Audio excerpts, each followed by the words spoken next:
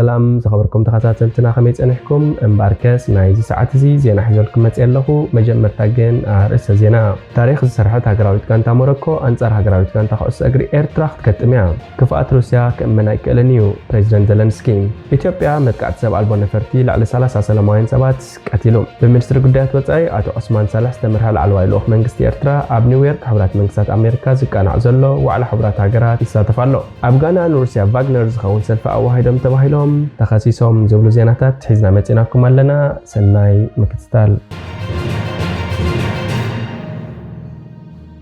تاريخ السرحة هجراويت كانتا موروكو أنصار هجراويت كانتا خاص أجري إيرترا كتميع هجراويت كانتا خاص أجري إيرترا أنصار تاب قطر استخايد وانج عالم كلتشان إسران كلتن تاريخ السرحة هجراويت كانتا موروكو كاميرا وتأي قدام إجرم تسرين وانج عالم كلتشان إسران شدشتن مكيات 10 سلست حدار كتميع باقمال كيح بحر التسواء هجراويت كانتا إيرترا أبدرجاتات فيفا مبني 280 حد تسرع زل لحتكون نكلا بتابعنا بس أتلاس التسواء هجراويت كانتا موروكو خاب مسارات فيفا أب حملة زوجة درجات هجراوين كانتات كاب أفريقيا قدامتي كاب عالم مبل 10 4 تسرع زل هجراويت كانتا مصراي وانج عالم كلتشان إسران شدشتن زكايدا هجراوين كانتات قدامين كالعين إجري مصراي نمكيار 10 سلست خم خا 10 حدار كتصاوتايو فيفا مدب سريع زلو هجراويت كانتا إيرترا خلعي صوتات أميدا أنصار هجراويت كانتا كونغو برازافيل إسرا حدار كتقدميع سالسايت صوتا هجراويت كانتا إيرترا 3 سنة خلتشحن إسران 4 ناب تنزانيا خيدات تكايدو خوينو رابعين مدب صوتا خا 10 سنة خلتشحن إسران 4 أب أسمرا أنصار نيجر كتقدميع 17 مغابيت خلتشحن إسران 5 أنصار زامبيا إسران 4 مغابيت خلتشحن إسران 5 ناب نيجر بمخاد حدا مسكرم خلتشحن إسران 5 نزامبيا عديما 8 مسكرم خلتشحن إسران 5 أب كونغو برازافيل 6 تقمتي خلتشحن إسران 5 نموروكو عديما 10 سلسة تقمتي نتانزانيا ناميدا عديما صوتاتات كتكايد تسرع لالو هجراويت كانتا إيرترا أنصارتا أب وانج عالم كلتشان إسران كلتن نكام هجراوين كانتاتات بلجيوم كرواتيا اسبانيان بورتغالن بمبدا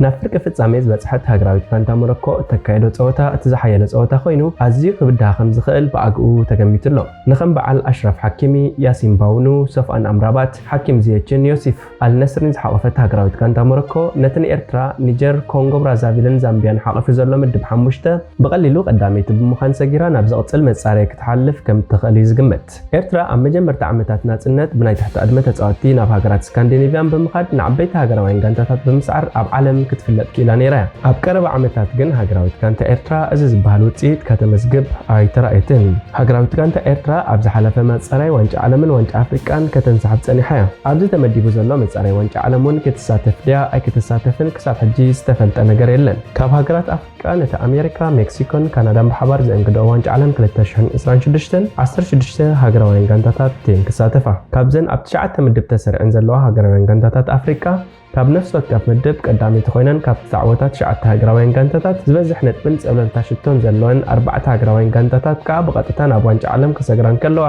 እተን ዝተረፈ 5 ካ ተወሳኺ ምጽራይ ብምግባር ንኽልተ ኾታ ክወዳደራየን بمنستر قدات وصاي اتو عثمان صالح استمر على الوالي الاخ منجست إيرترا اب نيويورك سكانع زلو على حبرات هاجرات يساتفالو اب نيويورك حبرات منجستات امريكا سكانع زلو على حبرات هاجراتن نشتو زلقا ابيت زملكت ركباتن بمنستر قدات وصاي اتو عثمان صالح استمر على الوالي الاخ منجست إيرترا يساتف مهلو تفليتلو اتلو اخ غن عمامو مس مختل قداماي مستر قدات وصان اثيوبيا اتو دمق مكونن كمون مستر قدات وصا صوماليا علي محمد عمر بمخان حبيرهم مس مختل قداماي مستر ايطاليا انتوني تاجاني بمرخب اب حبراوي قطباو غدايات قرن افريقان ايطاليان مكلخل زحغاو مسغار دك سبات زركبوم استفلالي زعبታት زتيوم ኢትዮጵያ መጥቃዕቲ ሰብ አልቦ ነፈርቲ ለዓሊ 30 ሰላማውያን ሰባት ቀቲሉ ኣብ ክልል አምሃራ ዝተፈጸመ መጥቃዕቲ ሰብ አልቦ ነፈርቲ ብዙሓት ሰላማውያን ሰባት ከም ዝተቀትሉ ነበርቲ ነብዩ ተሓቢሮም ሓደ ንድሕነቱ ስም ከይግለጽ ዝሓተፈ ነባሪ ኣብ ክልተ ቦታታት መጥቃዕቲ ሰብ አልቦ ነፈርቲ ከም ዝተፈጸመ ገሊጹ እቲ 6 መስከረም 2016 ዓ.ም ዝተፈጸመ መጥቃዕቲ ኣብ ዞባ ምዕራብ ጎጃም ከተማ ደንበጫን ወረዳ ቋሪትን እዩ ተኻይዱ እቲ ሓደ መጥቃዕቲ ብብዝሒ ዝጓዓዙ ዝነበሩ ሰላማውያን ሰባት ዓላማ ዝገበረ እዩ ዝብል እቲ ነባሪ ብውሕዱ 37 ከም ዝሞቱ ከምዝሞቱ ሓቢሩ ካልእ ነባርቲ ከባቢውን ካብቲ ውግእ ዝካየደሉ ከባቢ ሪሕቑ ንግዚኡ ምንቅስቓስ ዕጡቓት ኣብ ዘይነበረሉ ኩነታት መጥቃዕቲ ከም ዝተፈጸመ ንቢቢሲ ገሊጹ ኣብቲ ካልኣይ መጥቃዕቲ ግን ዝተጎድኡ ሰባት ከም ዘየለው እዩ ገሊጹ ኣብ ደንባጨር ሰብ ኣልቦ ነፈርቲ ዝተፈጸመ መጥቃዕቲ እውን ሲቪል ሰባት ግዳያት ምዃኖም ነበርቲ ንቢቢሲ ሓቢሮም ቢቢሲ ዘዘራረቦ ነባርቲ ከተማ ከም ዝበሎ እቲ መጥቃዕቲ ኣብ ከባቢ ሚካኤል ቤተክርስትያን ተፈጺሙ ካብ ነበርቲ ዝተረኸበ ሓበሬታ ብውሕዱ 18 ሰባት ከም ዝተቐትሉን ካብቲ ከባቢ ሬሳታት ኣብ ምእላይ ከም ዝተሳተፉን የመልክት እቲ ነባሪ ኣብ ምውፅእ እታ ከተማ ምስ ዕጡቓት ፋኖ ተኽሲ ከም ዝነበረ ይዝገልጽ ኣብቲ መጥቃዕቲ ዝተፈጸመሉ ከባቢ ግን ምንቅስቓስ ዕጡቓት ከም ዘይነበረ ሓቢሩ እቲ ሓደ ነባሪ ኣባላት ሓይልታት ምክልኻል ኣብ ከተማ ወፃኢ ኣብ ዝርከቡ ቁሸታት እናተንቀሳቐሱን ነበርቲ ኣፅዋር ኣምፁ እናበሉ የጨንቖም ስለ ዘለው እቲ ውግእ ዳግማይ ከም ዝተጀመረ ተዛሪቡ ብተወሳኺ ኣብ ምዕራባዊ ክፋልታ ከተማ ገና ኩናት ይካየድ ከም ዘሎን ዝኾነ ምንቅስቓስ ከም ዘይረኣይን ሓቢሩ ቢቢሲ ብዛዕባ እቶም ተፈጺሞም ዝተባሃሉ መጥቃዕትታት ሓበሬታ ንምርካብ ንሰበስልጣን መንግስቲ ክራኸብ ፈቲኑ እኳ እንተነበረ መልሲ ግን ክረክብ ኣይከኣለን ቅድሚ ሓደ ወርሒ ኣብ ከተማ ፍኖተ ሰላም ዝተፈጸመ መጥቃዕቲ ሰብ ኣልቦ ነፋሪት 30 ሰላማውያን ሰባት ከም ዝሞቱን ልዕሊ 50 ድማ ከም ዝቆሰሉን ቢቢሲ ምጽብጻቡ ይዝከር ኣብ ኩናት ሓድሕድ ዝተፈጸሙ ገሰታት ንምጽራይ ብውድብ ሕብራት ሃገራት ዝቆመ ጉጅለ ክኢላታት ሰብኣዊ መሰላት ኣብቲ ክልል እንተወሓደ ሓደ መጥቃዕቲ ሰብ ኣልቦ ነፋሪት ከም ዝተፈጸመ ሓበሬታ ምርካቡ 7 መስከረም 2015 ዓ.ም ገዛብ ዘውፅኦ ጸብጻቡ መልኪት እዩ ኣብ ዝቐረባ እዋን ኮሚሽን ሰብኣዊ መሰላት ኢትዮጵያ ኢሰመኮ ኣብ ገለ ከባቢታት ክልል ኣምሓራ ሕቡእ ኣፅዋር ኣለኩም ኣምፅኡ ብዝብል መበገሲ ብሓይልታት ጸጥታ መንግስቲ ካብ ፍርዲ ወፃኢ ቅትለት ከም ዝተፈጸመ ምግላጹ ዝዝከር እዩ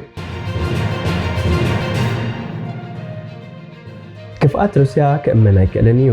ዘለንስኪ ፕሬዚደንት ዩክሬን ቭላዲሚር ዘለንስኪ ሩስያ ኣብ ልዕሊ ሃገሩ እትፍጽሞ ዘሎ መጥቃዕቲ ጠጠው ንምባል ዓለም ክትሓብር ኣለዋ ብምባል ክፍኣት ሩስያ ክእመን ኣይክእልን እዩ ኢሉ ንሱ ኣብ ኒውዮርክ ኣብ ዝተጋብአ ሓፈሻዊ ጉባኤ ሕብራት ሃገራት ኣብ ዘስምዖ ዘረባ ኒክሌር ዝተዓጥቀት ሩስያ ዓለም ናብ ናይ መወዳእታ ኩናት ካብ መድፋእ ደው ክትብል ኣለዋ ክብል ተዛሪቡ ሩስያ ካብ መግቢ ክሳብ ሰዓት ንኩሉ ከም መሳርሒ ኩናት ትጥቀመሉ ኣላ ክብል እውን ከሲሱ ሩስያ ኣብ ልዕሊ ዩክሬን ዝፈጸመቶ ቅሉዕ ወራር ሰፊሕ ውግዘት ከም ዘስዓበ ይፍለጥ ኣብቲ ብብዝሒ ሩስያ ንዓለም እትስዕቦ ሓደጋ ዘተኮረ መደረ ዘለንስኪ ካልኦት ከም ክሊማዊ ለውጢ ዝኣመሰሉ ሓበራዊ ብድሆታት ብግቡእ ክምከቱ ዝኽእሉ ሞስኮ ንድሕሪት ምስ ተደፍአት ጥራይ እዩ ክብል ተማጊቱ ወሲኹ ሩስያ ንዓለም ናብ ናይ መወዳእታ ኩናት ክትደፍእ እንከላ ዩክሬን ድሕሪ ወራር ሩስያ ኣብ ዓለም ዝኾነ ሰብ ንዝኾነት ሃገር ከትክዕ ንኸይደፍር ዝከኣላ ኩሉ ትገብር ኣላ ሩስያ ኒክሌራዊ ኣፅዋር ናይ መሓዝ መሰለ የብላን ኢሉ ነገራት ከም ኣፅዋር ምጥቃም ክግታእ ኣለዎ ገበናት ኩናት ክቕፅዑ ኣለዎም ዝተሰገጉ ሰባት ናብ ዓዶም ክምለሱ ኣለዎም እቲ ጎባጢ ድማ ናብ መሬት ክምለስ ኣለዎም እዚ ንክኸውን ከዓ ክንሓብር ኣለና ክንገብሮ ድማ ኢና ኣብዚ ዝሓለፉ ሞስኮ ዩክሬናውያን ህፃናት ብምጭዋይ ጨፍጨፍ ዓሌት ትፍጽም ኣላ ክብል ከሲሱ ኣብ ዝሓለፈ ወርሒ መጋቢት ዓለም ለኸ ቤት ፍርዲ ገበን ሞስኮ ብዘይ ሕጋዊ መንገዲ ዩክሬናውያን ህፃናት ብኣስገዳድ ናብ ሩስያ ሰጊጉ ብዝብል ክሲ ፕሬዚደንት ቭላዲሚር ፑቲን ኣብ ቀይዲ ከኣቱ ትእዛዝ ማእሰርቲ ከም ዝወፃሉ ይዝከር ይኹን እምበር ሞስኮ ንኽሲ ዩክሬን ብተደጋጋሚ ክትነፅጎ ፀኒሓ ብርክት ዝበሉ ኣህጉራውያን ክኢላታትን ትካላትን ግን ሩስያ ኣብ ዩክሬን ገበናት ኩናት ከም ዝፈፀመት ዝሕብር መርትዖታት እናዓበየ ይመፅእ ከም ዘሎ ይሕብሩ ፕሬዚደንት ዘለንስኪ ነቲ ኩናት ድሕሪ ካልኣይ ኩናት ዓለም ትዝዓበየ ኩናት ብዘይ ፍትሓዊ ውዕላት ጠጠው ንምባል ፈተነ ከይግበር ኣጠንቂቑ እዚ ከምዚ ኢሉ እንከሎ ፕሬዚደንት ኢራን ኢብራሂም ራይሲ ዋሽንግተን ኣብ ዩክሬን ዝካየድ ዘሎ ኩናት ብምጉሃር ከሲሱ ሃገሩን ሩስያ ሰብ ኣልቦ ነፈርቲ ውግእ ዘቕረበት ኮይና ከም ቀንዲ መሓዛ ሞስኮ ትረአ ኣሜሪካ ንሃገራት ኤውሮጳ ንምድኻም ኣብ ዩክሬን ዘሎ ኩናት ኣጓሂራቶ ሕማቕ ኣጋጣሚ ኮይኑ እዚ ናይ ነዊሕ እዋን ውጥን እዩ ክብል ኣብቲ ጉባኤ ተዛሪቡ